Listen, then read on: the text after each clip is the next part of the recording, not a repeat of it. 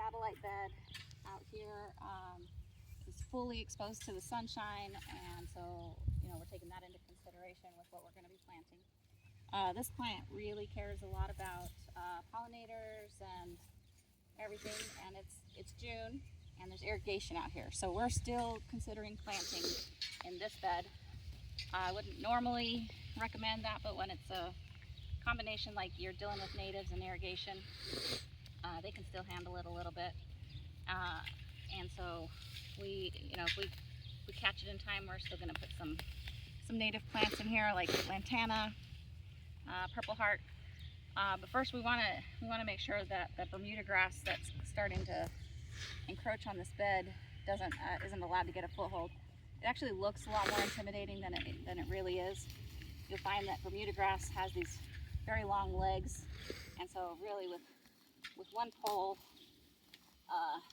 we can fight back pretty well. I feel like one of those fishermen holding up my fish. Look at how big that is. And you gotta try to follow it all the way back to the source and get as much root material out as you can when you're talking about Bermuda grass, because the more we can kind of prevent it from having a foothold, the better off we're gonna be. If this bed got completely taken over, like if we had a whole season where this was allowed to keep going, this bed would practically be a lost cause. You'd almost have to start over from scratch. One thing to be watching out for, here's some wires. And so you always want to be careful when you're working there, and especially, you've always got these clues of things that might be here. Look at this, I think we've got a little red bud growing here. We might consider letting that guy do his thing, because I think it would be a well-balanced location and position for a red bud in this bed. So I'm not going to pull that guy. We're going to think about it for a minute. And we're going to just work at this grass.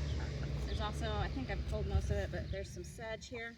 Sedge is pretty easy to pull down from the base, but it's one of those that's not a one and done plant. I'm so sorry. It's going to keep coming back.